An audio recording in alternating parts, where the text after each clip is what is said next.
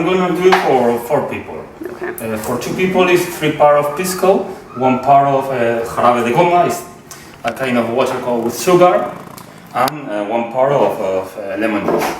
For 4 people is 6 to 2.